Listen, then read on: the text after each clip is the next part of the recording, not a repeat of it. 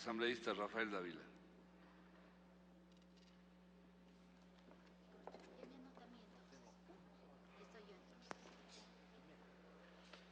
Gracias, señor presidente. Sin duda alguna, compañeros legisladores, los impuestos suelen ser el mecanismo más idóneo para alcanzar una mejor redistribución de la riqueza. Los impuestos son la forma en que el Estado recauda recursos de los sectores más pudientes para orientarlos a los sectores más pobres.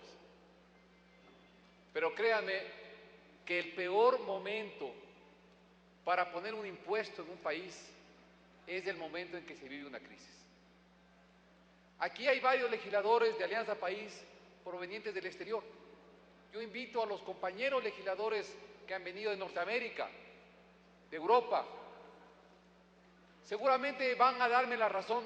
En esos países, cuando se vive una crisis económica, lo primero que hacen los gobiernos es bajar la carga tributaria y bajar los intereses, para dejar más recursos en los bolsillos de los consumidores. Si los consumidores tienen más dinero en sus bolsillos por una menor carga tributaria, pueden consumir más, pueden comprar más. Y cuando se compra más, las empresas tienen que producir más y generan más empleo. Es lo más absurdo que pueda existir en teoría económica, gravar, incrementar impuestos el momento en que se está viviendo una crisis, en momentos en que el país tiene altos niveles de desempleo. Lo que vamos a ocasionar con esto es retirar dinero de los consumidores, retirar dinero de los ecuatorianos para darle al fisco.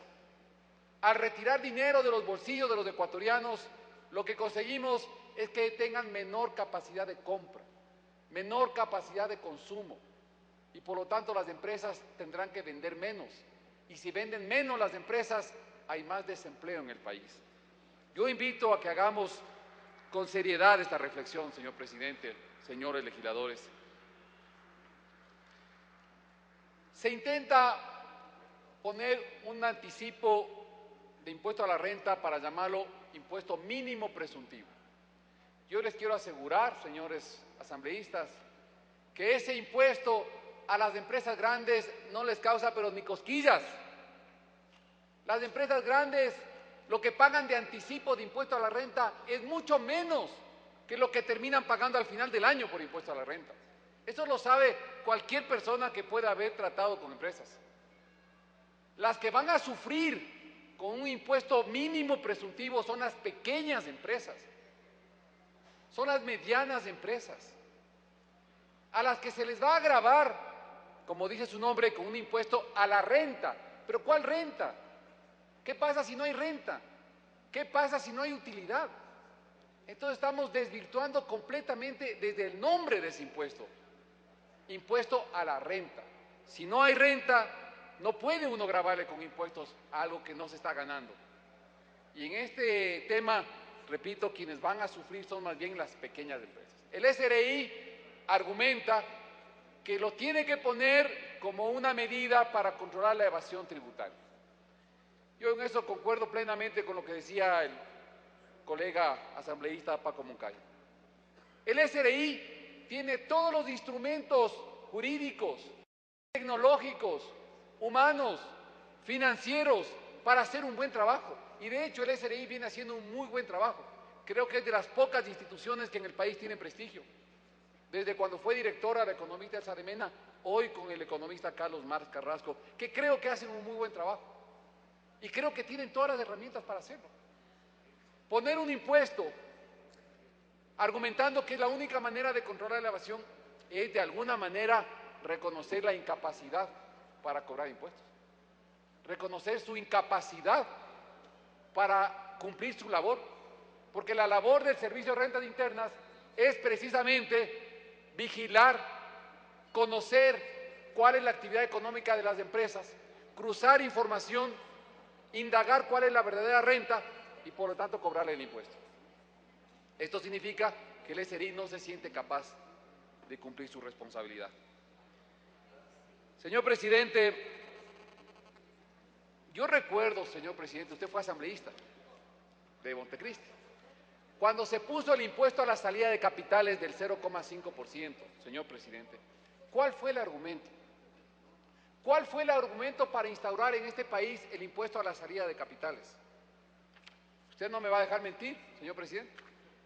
Que al Ecuador no le convenían los capitales golondrina, que al Ecuador no le convenían los capitales especulativos, que al Ecuador no le convenía que vengan, traigan su dinero aquí solo para rentar y salgan del país, que le hacía daño a las instituciones financieras, que la especulación le hacía daño a la economía del país. Ese fue el argumento para poner el impuesto del 0,5% a la salida de capitales. La propuesta original que se votó en Montecristi, muchos de ustedes fueron asambleístas constituyentes, compañeros, decía que no se grave a las importaciones, que no se grave a la educación, porque obviamente cuando se paga al exterior para traer materias primas, para que funcione una fábrica textil, bienes de capital para que funcione el aparato productivo del país, ese no es dinero que está fugando del país, ese no es dinero que está saliendo por especulación del Ecuador, ese es dinero que sale para que funcione el aparato productivo. ¿Cómo es posible entonces que hoy se retire esas exenciones y hoy se quiera gravar con el 2%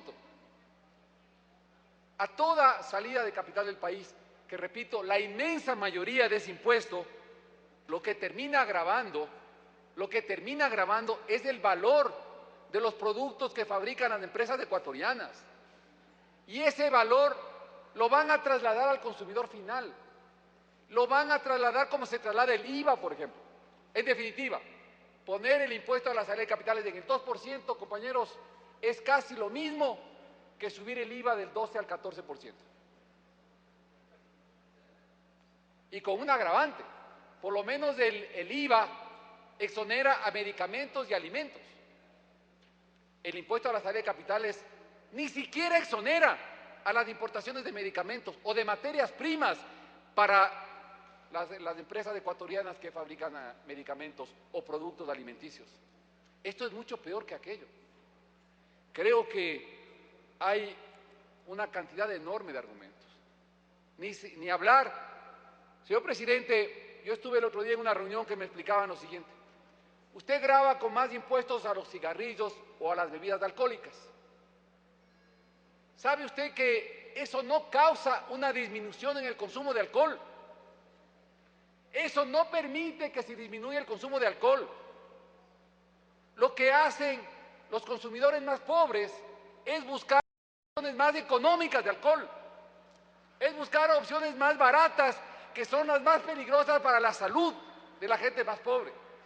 Esto no se va a afectar a la gente más rica. Toman alcohol punta, fabricada en casa con altos riesgos de peligro y con altos grados alcohólicos. De modo que ni siquiera hay un beneficio para el Estado con el incremento del impuesto a los alcoholes o a los cigarrillos. Ni siquiera hay un beneficio para el Estado. Creo que hay un claro perjuicio para el consumidor ecuatoriano. Y quisiera terminar, señor presidente. Aquí hay una cuantificación del impacto de este impuesto. Hay una carta de la ministra de Finanzas encargada, dirigida al doctor Alexis Mera. Aquí señala que el impacto de esta reforma tributaria es de 425 millones de dólares, compañeros. Son 425 millones de dólares que, repito, vamos a retirar de los bolsillos de los ecuatorianos para disminuir su capacidad de compra. Gracias. Termino solamente mostrando mi extrañeza, señor presidente, porque el señor presidente de la comisión, de mañana el distinguido asambleísta Casinelli, relataba, y aquí consta en el informe de la comisión, que se han recibido a decenas de delegaciones en la Comisión de Régimen Tributario. Se han recibido delegaciones de una infinidad de empresas, instituciones e instancias del Ecuador. Y yo pregunto, ¿ha cambiado en algo el proyecto de ley? Entonces el Ecuador está percibiendo que aquí se oye, pero no se escucha, señor presidente. Se recibe a mucha gente, se oyen sus argumentos, pero no se los acepta. Y creo que aquí hay argumentos sólidos, señor presidente, para posponer una reforma tributaria. El momento adecuado para incrementar impuestos en un país es cuando está creciendo económicamente. Cuando un país crece económicamente, hay beneficiarios de esa mayor riqueza. Ese es el momento para que los beneficiarios de esa mayor riqueza colaboren con el Estado para que pueda asistir a los sectores más necesitados. Muchas gracias, señor presidente.